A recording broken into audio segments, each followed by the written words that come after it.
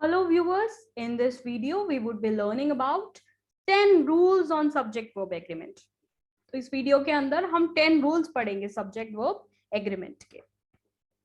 So first rule says two or more singular subject. When there are two or more than two singular subject, they are connected by and usually take a verb in the plural. यानी कि अगर मैंने दो या दो से ज्यादा singular subjects यानी कि कोई भी सिंगुलर सब्जेक्ट्स हो सकते हैं, उनके बीच में अगर एंड लगा दिया तो उसकी जो वर्ब लगेगी वो हमेशा प्लूरल होगी.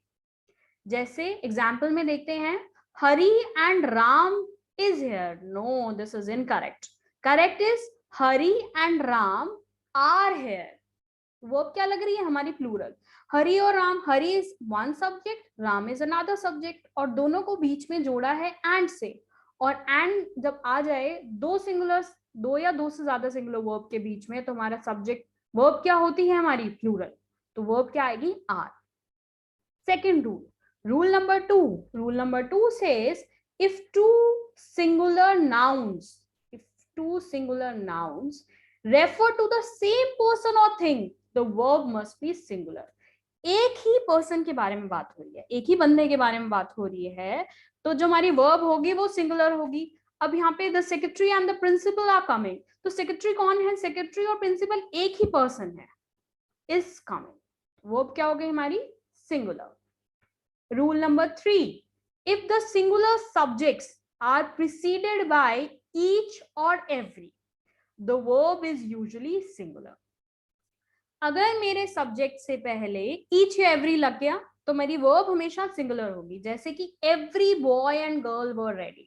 नहीं, every boy and girl was ready. ये एक इंडिविजुअल की बात करें, इंडिविजुअल बॉय और गर्ल की बारे बात करें. यानी कि अगर एक पूरी क्लास है तो उसके अंदर हम कहेंगे every boy और गर्ल इज रेडी, यानी कि हर एक बच्चा, हर एक बॉय और गर्ल रेडी है. तो एक इंडिविजुअल के बारे में बात कर रहे हैं, तो इसलिए इसकी जो वर्ब है वो सिंगुलर लगेगी. रूल नंबर 4, टू और मोर सिंगुलर सब्जेक्ट्स कनेक्टेड बाय. अब दो या दो से ज्यादा सिंगुलर सब्जेक्ट जब मैंने कनेक्ट कर दी, किससे? और आ रहा है, नॉर आ रहा है, इधर और नीदर नॉर आ रहा है, तो जो वर्ब होगी वो भी हमारी सिंगुलर होगी. तो वर्ब हमारी क्या होगी? सिंगुलर होगी. Neither he nor I were there. No, this is wrong. Was there is right. So neither he nor I was there.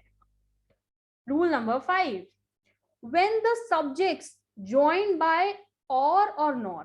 अभी पीछे हमने पढ़ा था और नॉर लगता है तो हमारी जो वर्ब होती है वो सिंगुलर होती है. और नॉर, इधर और नीदर नॉर, तो हमारी वर्ब लगती है सिंगुलर होती है. लेकिन जो सब्जेक्ट्स होते हैं वो भी हमारे दो या दो से ज्यादा सिंगुलर सब्जेक्ट्स होते हैं. अब यहाँ पे क्या कह रहा है?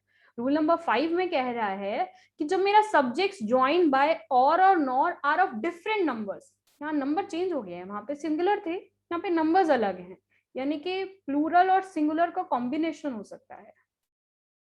ठीक है. The verb must be plural. तो हमारी जो वर्ब लगेगी वो क्या लगेगी? प्लूरल लगेगी. वहां पे सिंगुलर लग रही थी, यहाँ पे प्लूरल लगेगी. और क्या होगा? The plural subject must be place next to the verb. तो वर्ब के साथ कौन सा सब्जेक्ट लगेगा? प्लूरल वाला सब्जेक्ट वर्ब के साथ लगेगा, यानी कि वर्ब से पहले जो सब्जेक्ट लगेगा वो प्लूरल लगेगा. नेक्स्ट टू द वर्ब में, वर्ब के साथ में. तो मेरे एग्जाम्पल देखते हैं हम. Neither the assistant masters nor the headmaster was present.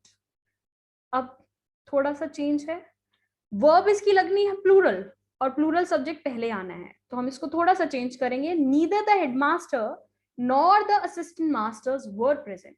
तो असिस्टेंट मास्टर वर्ड लगाना है मेरे को और प्लूरल वाला सब्जेक्ट मैंने उससे पहले लगा दिया. Rule number 6, when the subjects joined by or nor, दोबारा और nor की बात कर रहा है, are of different persons. अब वो कह रहा है कि जो सब्जेक्ट है वो अलग अलग पर्सन्स के बारे में बात कर रहा है. रूल नंबर 6 कह रहा है कि सब्जेक्ट अलग अलग पर्सन्स के बारे में बात कर रहा है, तो जो वर्ब होगी वो उससे नियरेस्ट वाले की लगेगी. वर्ब उससे नियरेस्ट वाले की लगेगी. तो ईदर ही और आई इज मिस्टेकन. नो, अब इसके नियरेस्ट वर्ब क्या है? आई की नियरेस्ट हमारा सब्जेक्ट है आई, तो आई से रिलेटेड वर्ब एम लगेगी. ठीक है, ईदर और की बात होगी. अब सब्जेक्ट दोनों सिंगुलर है, यहाँ पे ये चीज देखो, सब्जेक्ट दोनों सिंगुलर हैं, लेकिन हमारी जो वर्ब है जो उससे नियरेस्ट है उसकी लग रही है। और पीछे क्या हो रहा था, सिंगुलर वाले के अंदर neither he nor I was there, subject लग रही थी वो सिंगुलर ही लग रही थी। ठीक है, लगनी तो सिंगुलर है, दैट इज ट्रू, बट लगनी किसके अकॉर्डिंग है, जो सब्जेक्ट उससे नियरेस्ट आ रहा है उसके अकॉर्डिंग लगेगी। ठीक है, rule number 7, a collective noun takes a singular verb when the collection is thought of as a whole. यानी कि अगर एक पूरी कलेक्शन की हम बात करें, उसको एक सिंगल यूनिट ले, तो हमारा जो कलेक्टिव नाउन है वो एक सिंगुलर वर्ब लेगा। अब जैसे कि हमारी कलेक्टिव नाउन क्या क्या होते हैं, लाइब्रेरी की बात करी अगर मैंने, लाइब्रेरी क्या है, कलेक्शन ऑफ बुक्स, तो कलेक्टिव नाउन है, तो ये एक सिंगुलर वर्ब लेगा। जैसे कि अगर मैं क्राउड की बात करती हूँ, crowd is a group of people, तो ये भी एक सिंगुलर वर्ब लेगा। ठीक है, और प्लूरल वर्ब, अब प्लूरल वर्ब कब लगेगी, when the individuals of which it is composed are thought of. अगर उस क्राउड के इंडिविजुअल्स के बारे में बात हो तो हम प्लूरल वर्ब लगाएंगे। अब जैसे एग्जाम्पल देखते हैं, the council have chosen the president, council एक सिंगल यूनिट की बात हो रही है, तो इसके साथ क्या लग जाएगा, एक सिंगल यूनिट है, हैज लगेगी, सिंगुलर वर्ब लगेगी। अगर प्लूरल वर्ब तब लगती इसके इस ग्रुप के इंडिविजुअल्स की बारे में बात करें, जैसे कि काउंसिल के वाइस प्रेसिडेंट, हेडमास्टर और समथिंग समथिंग, ऐसा कुछ बोलता है। अगर काउंसिल के वाइस प्रेसिडेंट के बारे में बात हो रही है, उसके बाकी मेंबर्स के बारे में बात हो रही है, उनके अलग अलग मेंबर्स के बारे में बात हो रही है, तब प्लूरल वर्ब लगेगी। Rule number 8, some nouns which are singular in form. अब कुछ ऐसे नाउन हैं उसकी जो फॉर्म है वो सिंगुलर है, लेकिन उनका जो मीनिंग है वो प्लूरल है, वो प्लूरल वर्ब लेंगे। सिमिलरली और वाइस वर्सा, इसको हम लिख सकते हैं और वाइस वर्सा। जैसे कि और कुछ नाउन्स हैं जिनकी जो फॉर्म है वो प्लूरल है और उनका मीनिंग सिंगुलर है, तो वो सिंगुलर वर्ब लेंगे, तो वो क्या लेंगे, सिंगुलर वर्ब। तो यहाँ पे जैसे कि अगर कुछ नाउन्स हैं उनका मीनिंग क्या है, प्लूरल है, मीनिंग क्या है, प्लूरल है, और उसकी जो फॉर्म है plural in form but singular in meaning, तो जो मीनिंग आ रहा है मीनिंग के अकॉर्डिंग लगती है वर्ब। मीनिंग क्या होगा, तो उसकी जो वर्ब होगी वो क्या होगी, सिंगुलर होगी। जैसे कि mathematics is a branch of study in every school, mathematics is a branch of study in every school. अब इसमें मैथमेटिक्स जो है हमारी, जब हम मैथमेटिक्स की बात करते हैं तो मैथमेटिक्स की जो फॉर्म है वो प्लूरल है, तो इसकी फॉर्म है वो क्या है, प्लूरल है, लेकिन इसकी जो मीनिंग है वो सिंगुलर है। मीनिंग क्या है इसका, सिंगुलर है, तो इसलिए इसके साथ क्या लगेगी, सिंगुलर वर्ब लगेगी। तो जैसा हमारा मीनिंग होगा वर्ब उसके अकॉर्डिंग लगेगी। Rule number 9, words join to a singular subject.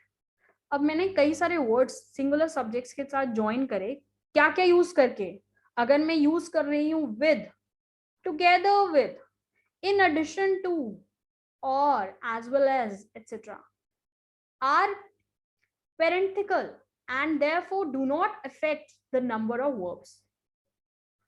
अब ये verbs जो जितने भी ये वर्ड्स हैं सिंगुलर सब्जेक्ट्स के साथ लगा रहे हैं, ये वर्ब्स के नंबर को अफेक्ट नहीं करेंगे, ये उसी वर्ब के अकॉर्डिंग लगेंगे। जैसे कि वर्ब क्या है हमारी, हमारा सब्जेक्ट क्या है, सब्जेक्ट के अकॉर्डिंग हमारी वर्ब लगेगी। सब्जेक्ट हमारा चीफ है और ये सारा हमारा क्या है, ऑब्जेक्ट है। ठीक है, तो अब हमारी इसके अंदर जो वर्ब लगेगी वो इस सब्जेक्ट के अकॉर्डिंग लगेगी, लेकिन इसके साथ मैंने बाकी और नंबर्स जोड़ दिए विद लगा के। ठीक है, तो हमारी वर्ब पे कोई इफेक्ट नहीं पड़ेगा, वर्ब एज इट इज आएगी। The chief with all his men was massacred, यानी कि चीफ ने अपने सारे बाकी लोगों के साथ, चीफ के सारे बाकी लोगों के साथ सबको मार दिया। ठीक है, सबको मार दिया गया, वाज मसाकर्ड। ठीक है, क्योंकि एक ग्रुप की बात कर रही है, चीफ के साथ में वो लोग भी जोड़ दिए, एक इंडिविजुअल यूनिट होगी। अब rule number 10, when the subject of the verb is a relative pronoun. अब सब्जेक्ट मेरा रिलेटिव प्रोनाउन, रिलेटिव प्रोनाउन क्या होता है मेरे, ही, शी, इट, और आई, वी ये लग जाता है, ठीक है।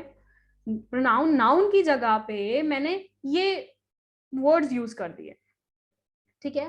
तो care should be taken to see that the verb agrees in number, verb should agree in number, यानी कि वर्ब मेरे को ये देखना पड़ेगा जो वर्ब है उस नंबर के अकॉर्डिंग आ रही है।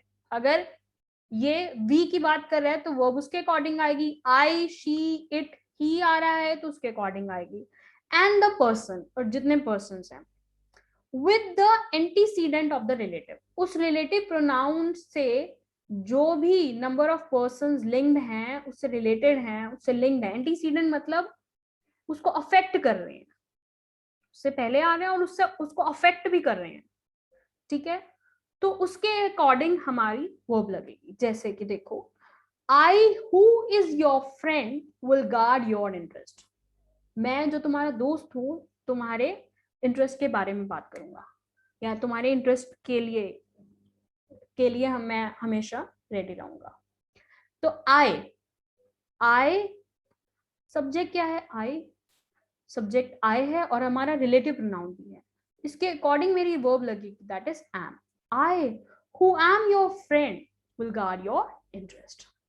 So this is all about our this video. So this is our course structure, online course structure. If you want to join our English improvement online course structure, this online course, so you can join for your improvement in English and you can better your English well. These are the topics of our structure. Idioms and phrases we will include: one word substitution, basic grammar, vocabulary. We also will provide you practice worksheet after each class and regular test would be there. So anyone can join this online course and you can follow us on the above links provided and you can like our video and subscribe. Thank you.